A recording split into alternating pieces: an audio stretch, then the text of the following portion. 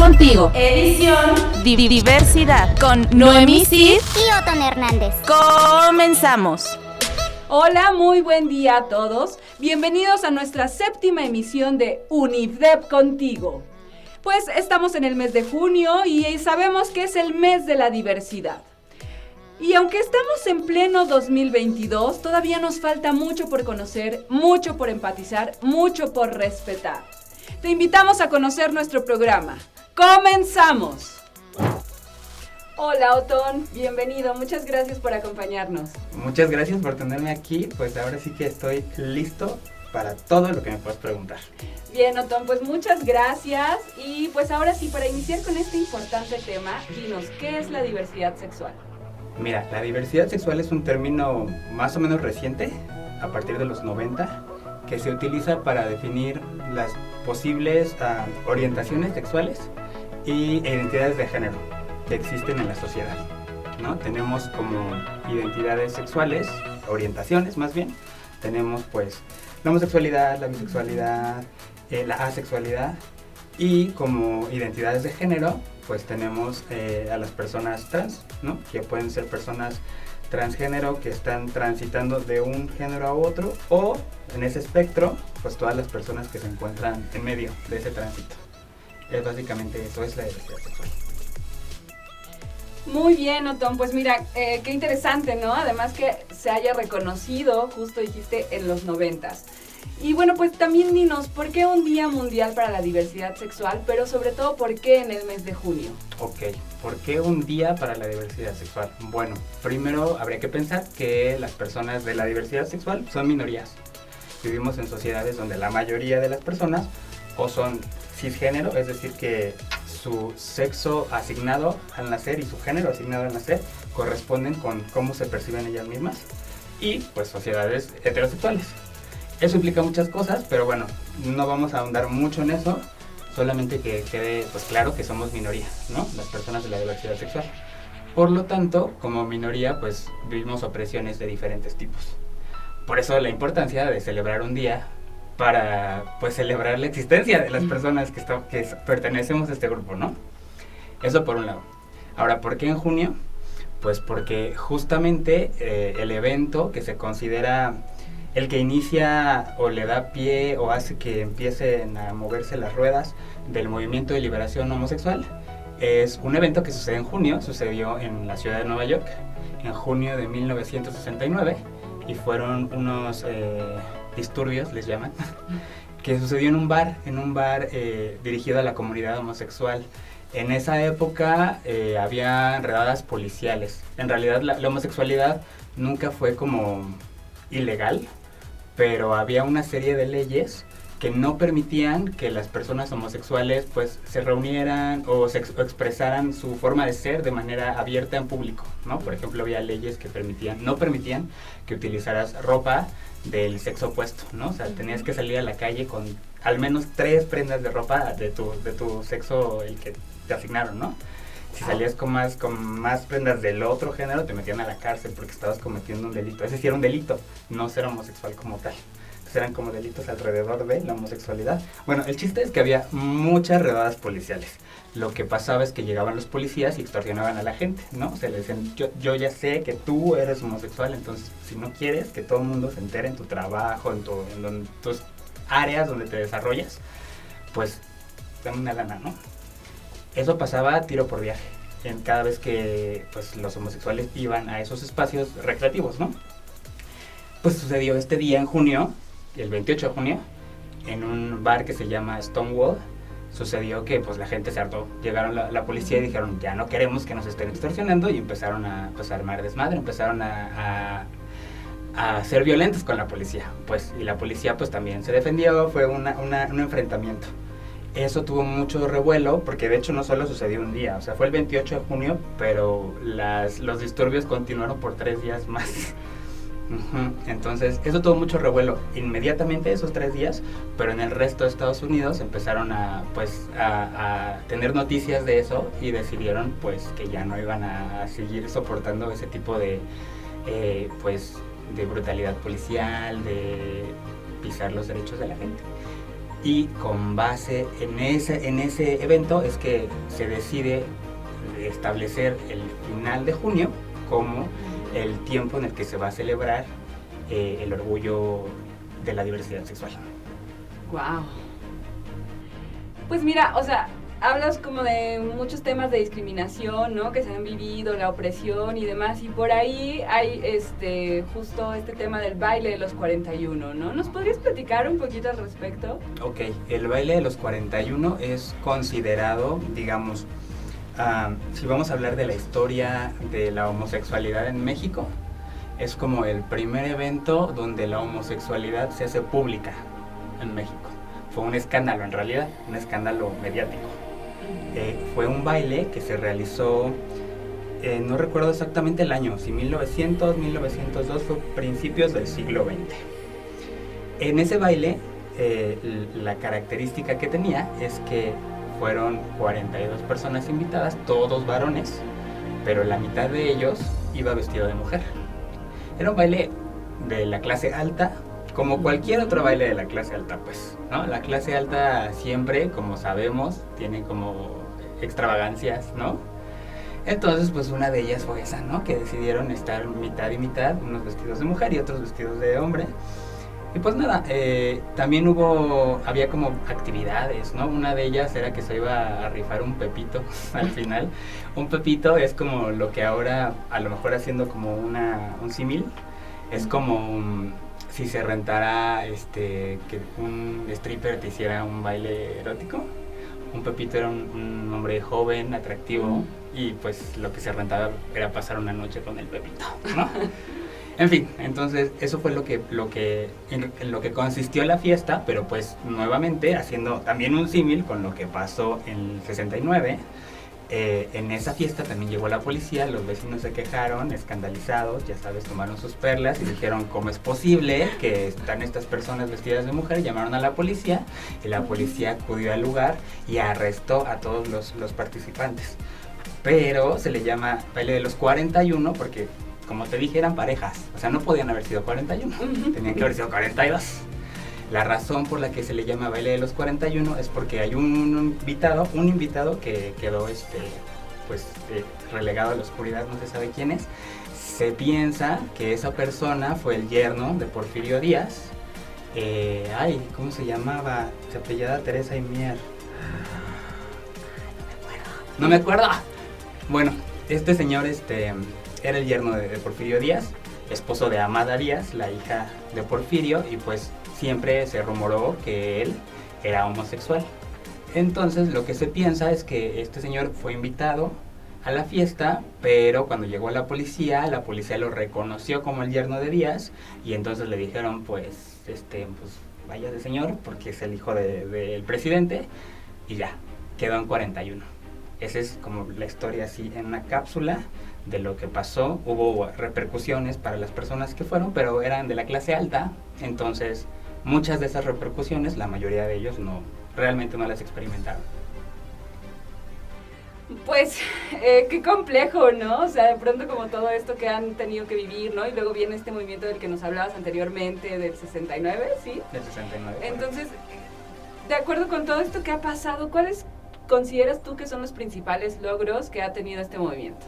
Ok, bueno, así el logro inmediato pues fue la visibilidad pública de las identidades sexuales, ¿no? Que eso es un logro, yo creo, por sí mismo, porque finalmente se pensaba siempre, a partir de un estigma, se pensaba la homosexualidad, la bisexualidad, etcétera, se pensaban como cosas pues que se tienen que guardar, como pues se tienen que reservar como a los ámbitos privados, ¿no? De eso no se puede hablar ni se puede mostrar en público, ¿no? Eso fue el primer logro, ¿no? Hacer visible que eso existía y que estaba ahí y que podía también mostrarse en público, que no era algo que se tenía que esconder, ¿no? Por eso se llama orgullo también. O sea, la idea del orgullo es como contrarrestar el estigma de la vergüenza, ¿no? Entonces, eso fue lo primero, ¿no? Después, pues ya con una organización, fue extraño porque justo los movimientos de liberación homosexual tuvieron su auge en los 70s, pero termina esa década, empiezan los 80 y pues viene la pandemia del VIH. que afectó sobre todo a los varones homosexuales, pero lo que hizo fue terrible, se murió mucha gente y pues las asociaciones se rompieron, muchas cosas se quedaron en el aire, ¿no? A partir de los 90 empieza a volverse a hacer un activismo en favor de los derechos. En los 80 más bien fue activismo de emergencia, ¿no? Así de, está pasando esto, el gobierno no está respondiendo a lo que está pasando, tenemos nosotros que meter nuestra cuchara para que las cosas sucedan, porque si no la gente se va a morir, ¿no? Pero bueno, eso fue en los 80. A partir de los 90 ya empieza un activismo que lo que busca es conseguir, pues sí, como ciertas libertades y derechos que le pertenecen desde siempre a los heterosexuales, ¿no? Como el matrimonio, por ejemplo. Y bueno, el matrimonio sí tiene que ver con el amor y lo que ustedes quieran, pero más que el amor es por cuestiones, pues si yo me caso con la persona a la que le quiero ceder mis bienes, es muchísimo más fácil que se los pueda ceder aunque no tenga yo un ¿cómo se llama? Un papel donde yo diga, yo quiero que esta persona lo tenga. Si no lo tengo por cualquier circunstancia, porque estoy casado con esa persona, lo puedo hacer. La persona con la que estoy casado puede tener derecho a seguridad social, a recibir atención médica gratuita si yo la tengo, etcétera, ¿no? Entonces el matrimonio fue como de las primeras cosas que se buscaron impulsar para poder gozar de estos derechos. Más adelante está, por ejemplo, las leyes de identidad de género, que son leyes que protegen a las personas trans, porque las personas trans, si no pueden comprobar que su género que vemos es el género legal, pues se pueden enfrentar a muchos problemas, por ejemplo, en el trabajo, ¿no? De que no les den trabajo, o que sí les den trabajo, pero se lo den como condicionándolas un poco, ¿no? En tu acta de nacimiento dice que eres hombre, entonces tienes que venir al trabajo como hombre, aunque tú digas que eres una mujer, tu identidad no vale, ¿sabes? Y pues eso puede generar muchos problemas de salud mental, por ejemplo. Entonces, esos son como los dos principales logros, digamos, en obtención de derechos. Eso, y claro, pues el acceso, regresando a los 80s, el acceso a tratamientos antirretrovirales para poder contrarrestar la enfermedad del VIH, y también acceso a tratamientos hormonales para las personas trans que desean transicionar de esa manera hacia algún género en los que ellos se perciban, ¿no?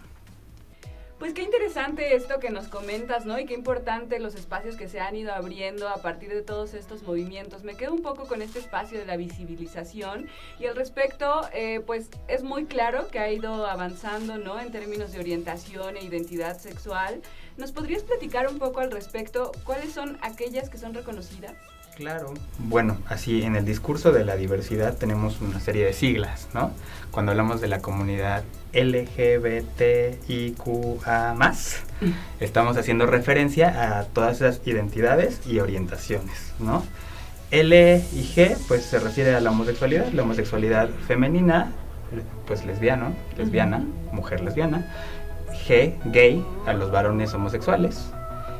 LGB, la B es de bisexual, que son personas que sienten atracción tanto por hombres como por mujeres, ¿no?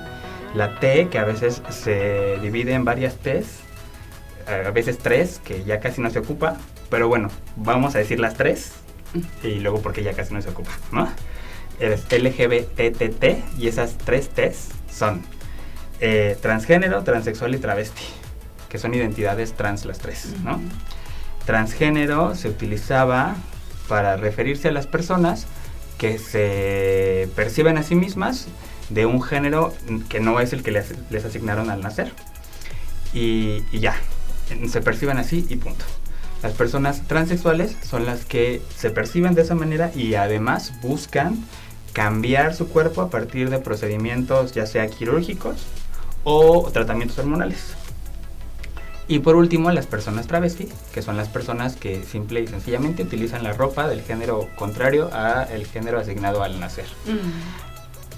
Desde hace unos cuantos años ya no se hace esa distinción, más bien nos referimos solamente a personas trans, porque cuando hacíamos esa distinción estábamos dejando de lado muchas otras identidades trans ya no se piensa necesariamente en el binarismo, ¿no? O sea, vas de un género al otro, sino que más bien es un proceso, un tránsito, y donde tiene muchas como diferentes variaciones, ¿no? Entonces tenemos a las personas que son no binarias, que son trans, o sea, no se identifican con el género que les asignaron, pero tampoco se identifican con el otro, ¿no? Que se encuentran en algún lugar intermedio, o deciden no identificarse con ningún género, o más bien no deciden, se perciben no dentro de ese binario, ¿no? Y pues eso también para no hacer como este énfasis en el aspecto médico, ¿no? De tenemos que pasar por un proceso de hormonas, por un proceso quirúrgico para que nuestra identidad sea reconocida como válida. También es un poco la razón por la que no se hace ya esa distinción. También LGBTI, tenemos a las personas intersex, que son las personas, bueno, ya hablamos de que se nos asigna un género cuando nacemos, ¿no? Eso tiene que ver, pues, cuando estás ahí, tu mamá, la persona que te parió, está así con el ultrasonido, y entonces el médico o médica ve y dice, es niño, es niña. Bueno, eso es una evaluación de los genitales, ¿no?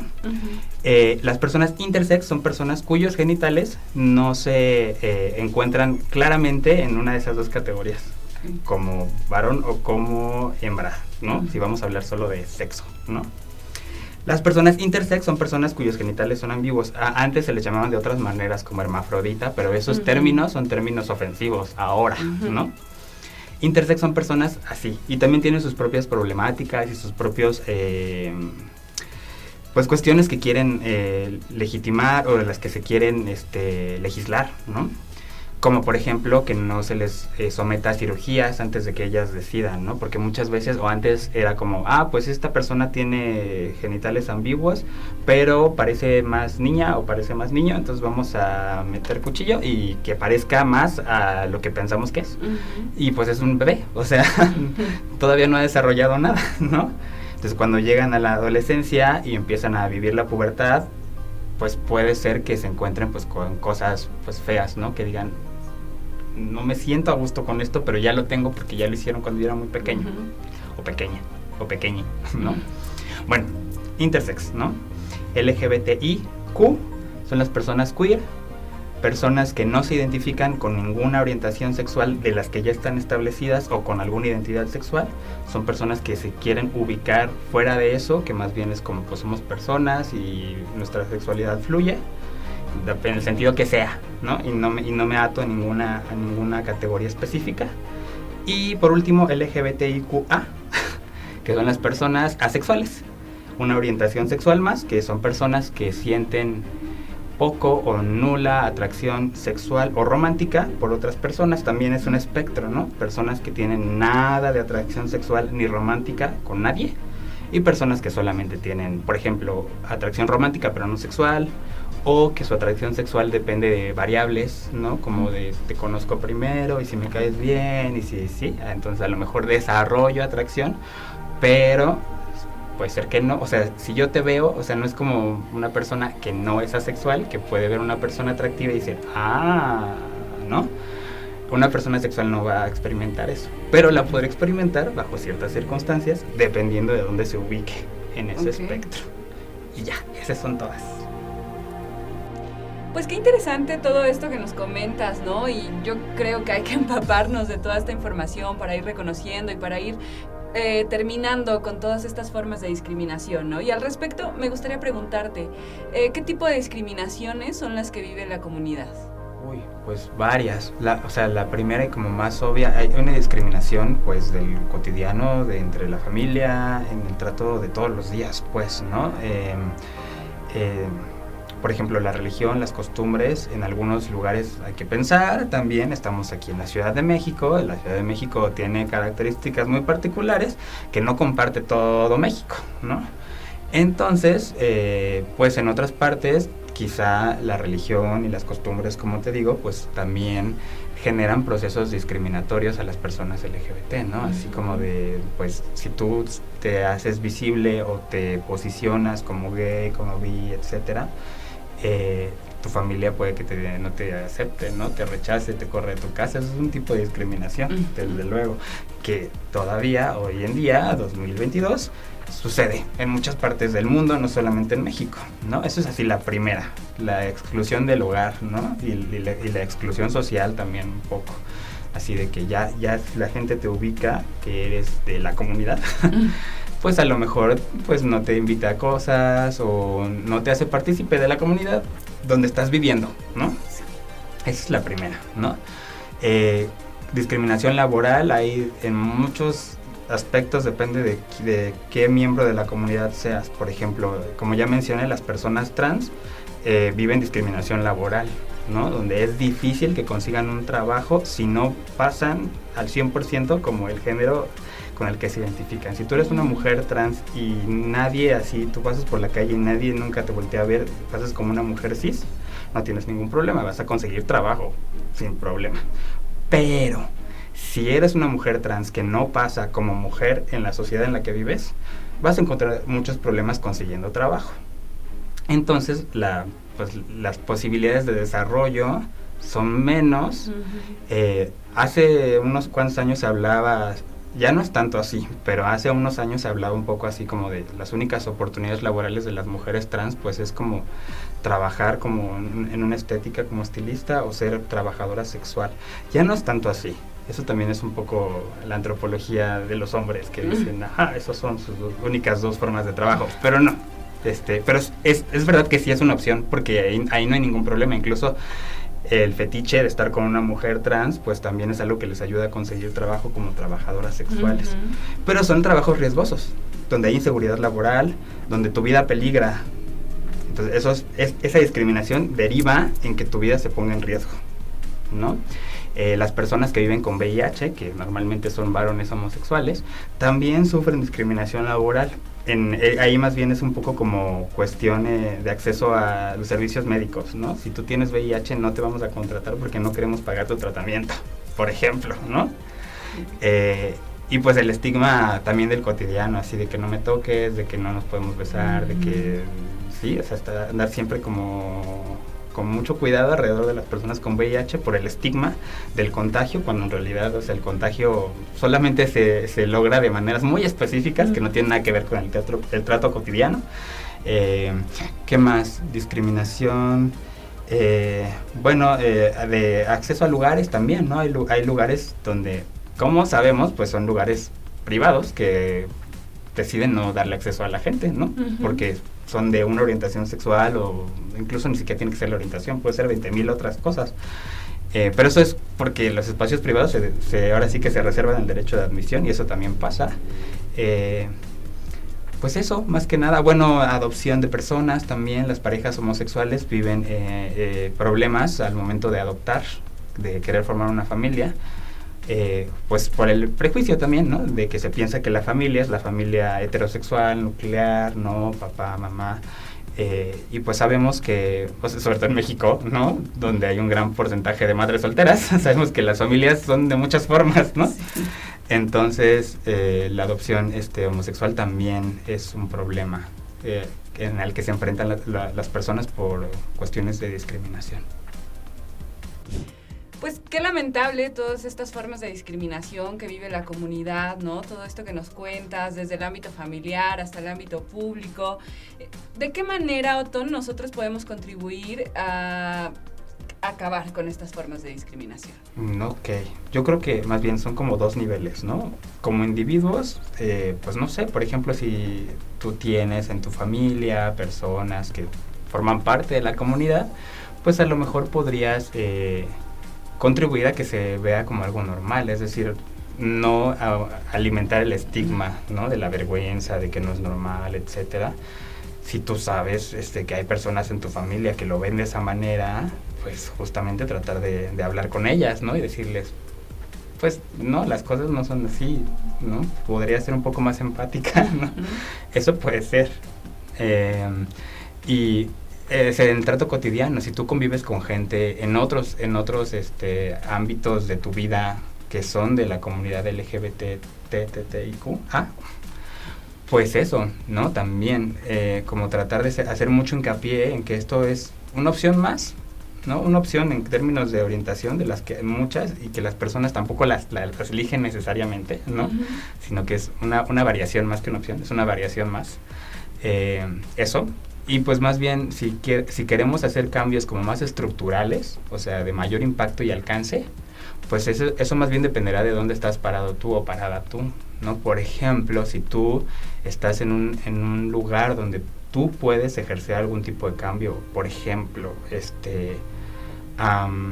si tú eres una persona que emplea gente, pues podrías emplear personas de la comunidad que sabes que están en precariedad laboral, ¿no? Por ejemplo, utilizar esos espacios donde a lo mejor tú gozas de algún tipo de privilegio y movilizar ese privilegio para poder ayudar a las personas que sabes que lo necesitan, ¿no? Puse ese ejemplo, pero pueden ser 20,000 cosas, ¿no? Donde tú sabes que tú puedes hacer algo dentro de tus posibilidades de acción, que lo hagas, ¿no? Eso sobre todo para las personas que se encuentran en esos espacios y lugares. Y si no, porque te tocó vivir en un espacio donde no tienes esa capacidad de acción, pues hazlo en lo cotidiano, ¿no? O sea, infórmate y trata de distribuir esa información entre la gente que conoces. Eso es lo que va a hacer que las cosas cambien. O sea, que tú puedas utilizar tu voz para transmitir las cosas que consideras que son correctas, adecuadas, justas. Eso. Pues qué importante, ¿no? Sobre todo informarnos, ¿no? Uh-huh. Diría yo. O sea, eso, creo que de ahí podemos partir para poder empezar a erradicar todos estos espacios de discriminación que existen hacia la comunidad. Uh-huh. Otón, pues muchas gracias por acompañarnos en este espacio, por aclararnos todos estos términos, todas estas cuestiones que tienen que ver con las orientaciones y las identidades sexuales. ¿Algún mensaje que quieras compartir con nuestros seguidores? Bueno, primero agradecerte por haberme invitado, por darme el espacio para poder hablar de estos temas.